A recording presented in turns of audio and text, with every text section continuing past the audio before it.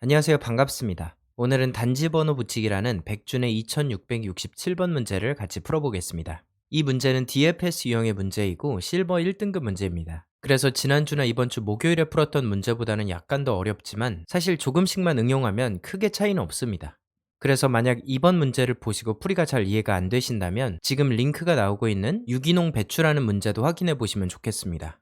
그러면 이번 문제도 두 개의 풀이를 사용해 볼 텐데 첫 번째 풀이는 정석대로 비지트 배열을 활용해서 풀어보도록 하겠습니다. 우선 n이라는 정보 7이 주어지고 우리에게는 그래프가 그대로 주어집니다. 그럼 이렇게 주어진 그래프를 가지고 저희는 몇 개의 단지가 존재하는지, 여태까지 풀었던 DFS 문제는 그게 전부였는데 그것뿐만 아니라 각각의 단지에 몇 개의 아파트가 있는지 그것까지 세는 게 이번 문제의 유일한 차이점이었습니다. 그러면 이번에도 마찬가지로 동일한 크기의 비지트 배열이 필요할 거고 그래프에서 1,1부터 쭉 돌 겁니다. 이걸 순서대로 돌면서 만약 1번, 즉 아파트가 존재를 한다면 그 아파트를 기준으로 해서 하나의 단지를 찾을 겁니다. 그래서 그 단지를 DFS를 통해서 상하 좌우를 확인할 거고 그렇게 확인된 하나의 단지는 비지트 배열에다가 셋을 해줍니다. 그래야지 재방문이 안 되니까요.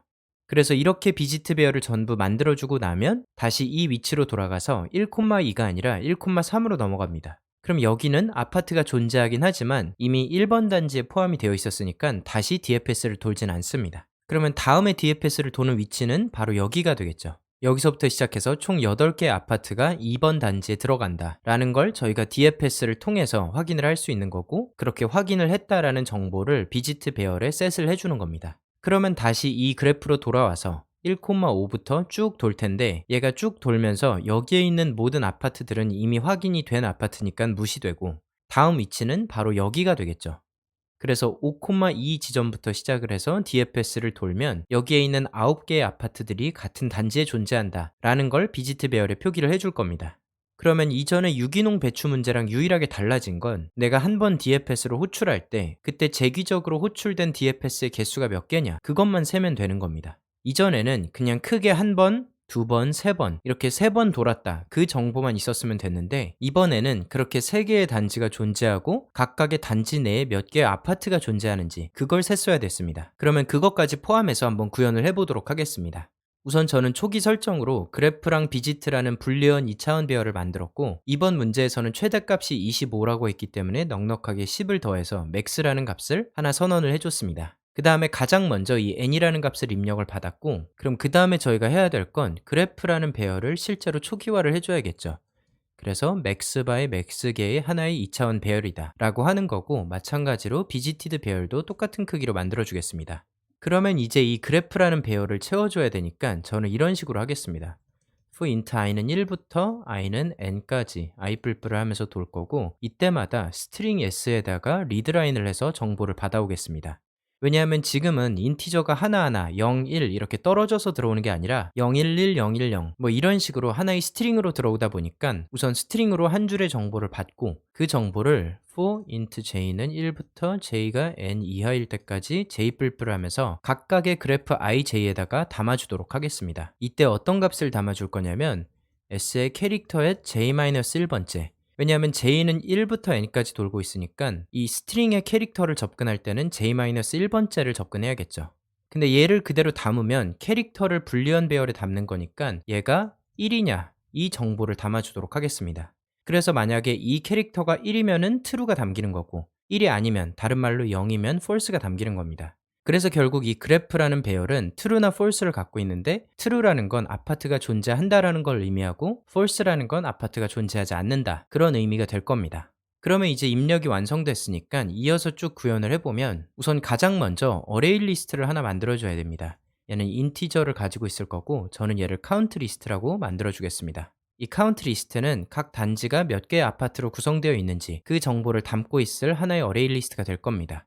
그럼 그때마다 저희가 해줄 건 for int i는 1부터 n까지 i뿔뿔을 해주고 그리고 for int j는 1부터 j가 n 이하일 때까지 j뿔뿔 이때마다 저희는 만약에 그래프에 ij가 있다면 즉 아파트가 있고 비짓한 적이 없다면 이때 저희는 dfs에 ij를 호출해 줘야겠죠.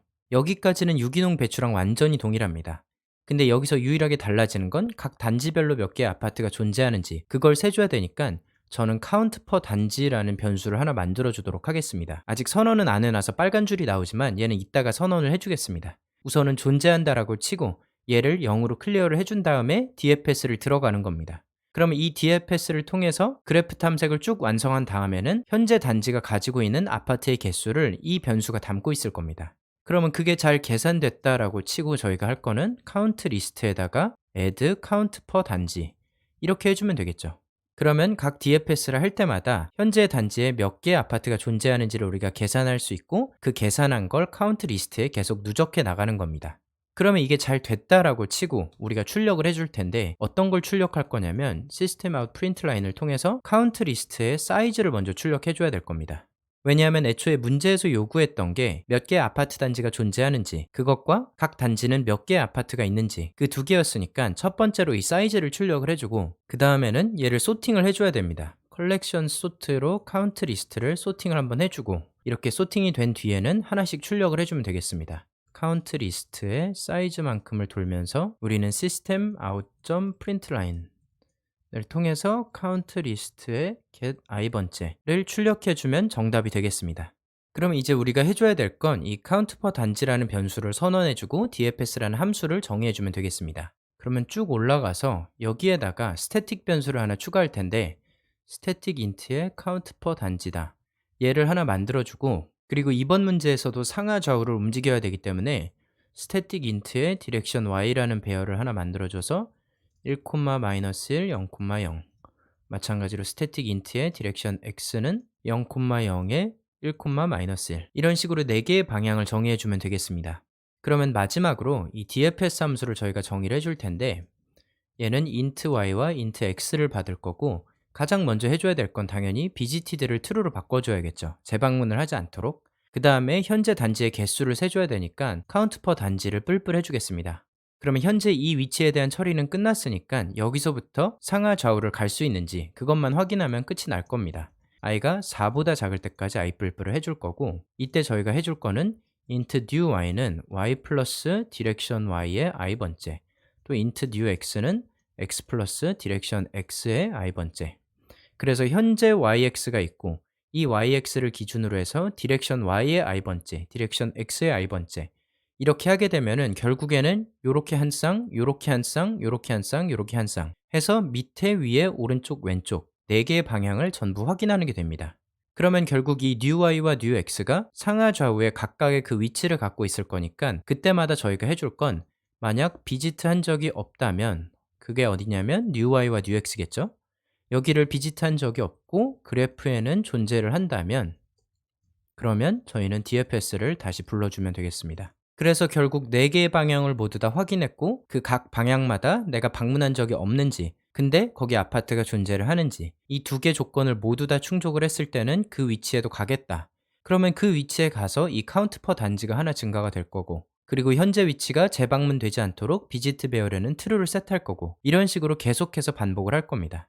그러면 그때마다 이 count per 단지라는 변수는 현재 단지가 가지고 있는 아파트의 개수를 셀 거고 그렇게 세어진 값이 이 count 리스트에 들어가고 마지막에 이 count 리스트의 개수가 곧 단지의 개수가 되고 얘를 소팅한 값이 출력되면 그게 곧 정답이 될 겁니다. 그래서 가장 쉬웠던 dfs 문제에서 딱 달라진 건 이 count per 단지라는 거 이거 하나입니다. 그래서 dfs가 돌 때마다 카운팅을 하고 대신 새로운 dfs가 시작했을 때는 0으로 클리어해주고 시작한다. 그것만 기억하시면 되겠습니다. 그래서 큰 그림을 잘 이해하셨다면 이 정도의 응용은 그렇게 어렵진 않았을 겁니다. 그러면 마지막으로 저희가 해볼 건 이 정석풀이, 즉 비지트 배열을 사용하는 것 말고 그냥 그래프 배열만 사용한 풀이를 한번 정리해 보겠습니다. 이전 유기농 배추 문제랑 완전히 동일하게 우리가 비지트 배열을 굳이 별도로 갖고 있을 필요가 없는 거죠. 왜냐하면 한번 처리하고 나서는 여기에 있는 아파트들을 그냥 0으로 다 지워줘도 되기 때문입니다. 그래서 얘 동작 방법을 간략하게만 보면 아까랑 동일하게 여기를 시작으로 dfs를 돌 겁니다. 근데 이번에는 비지트 배열을 따로 두고 걔를 세트해주는 게 아니라 그냥 여기에 있는 이 값들을 0으로 클리어를 해주는 겁니다. 그러고 나면 자연스럽게 다음 1을 찾아서 여기로 갈 거고 여기에서도 dfs를 쭉 돌고 나면 여기를 0으로 클리어를 해줍니다. 그리고 마지막으로 이 5,2 위치에 가서 여기서부터 dfs를 쭉 돌고 나면 여기도 모두 다 0이 되고 그러면 결국 이 그래프라는 2차원 배열에는 아파트가 남아있지 않는 상태에서 문제가 마무리가 될 겁니다. 이렇게 하면 당연히 비지트 배열만큼의 공간 복잡도를 줄일 수도 있고, 그리고 내가 현재 이 위치를 방문해야 되는지 방문하면 안 되는지 그걸 확인하는 if문의 조건도 하나로 주는 겁니다. 왜냐하면 그냥 그래프에 아파트가 존재하는지 그것만 보면 되는 거니까 어떤 면에선 성능도 훨씬 좋고 공간 복잡도도 낮출 수 있는 거죠. 그래서 얘를 동일하게 한번 구현을 해보면, 우선 얘를 버전 1이라고 해놓고 제가 똑같이 복사해서 버전 2를 한번 작성을 해보겠습니다. 버전 2는 그래프 배열만 사용, 이렇게 해놓겠습니다. 그럼 결국 우리가 하고자 하는 건 이 비지티드 배열을 날리고 싶은 거니까 그냥 얘를 지워버립니다. 그럼 여기저기 빨간 줄이 나올 텐데 하나씩 수정을 해보겠습니다. 우선 선언을 해줄 필요가 없을 거고, 여기에서도 비지트 배열을 더 이상 볼 필요가 없을 겁니다. 그냥 그래프에 IJ가 존재를 한다면 그러면 DFS를 돌겠다, 이렇게 바꿔주면은 메인 함수에서의 수정은 끝났습니다. 그러고 나서 DFS 함수를 수정을 해주자면, 원래는 우리가 재방문을 안 하려고 BGTD의 YX는 true다 이렇게 작성을 해줬는데, 얘를 비지트 배열이 아니라 그래프 배열의 YX는 그리고 true를 해주는 게 아니라 false를 담아줘야겠죠.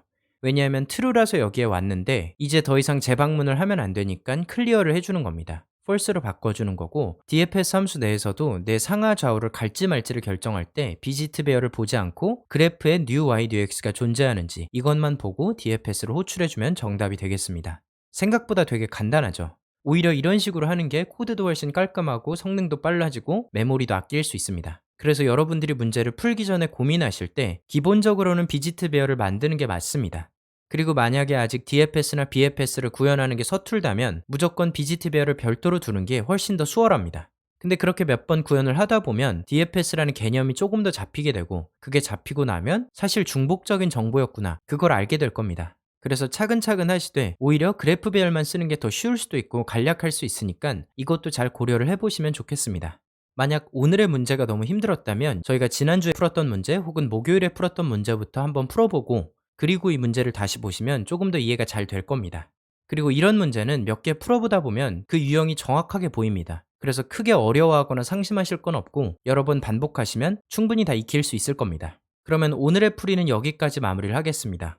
다음 주에 DFS 문제를 조금 더 풀지 아니면 다른 유형의 문제를 풀지 그건 아직 결정하지 못했습니다. 혹시 의견이 있으신 분들은 댓글로 남겨주시면 제가 그 문제들 참고해서 다음 주 영상을 만들어 보도록 하겠습니다. 이번 주도 공부하느라 고생 많으셨고 저희는 다음 주에 뵙도록 하겠습니다.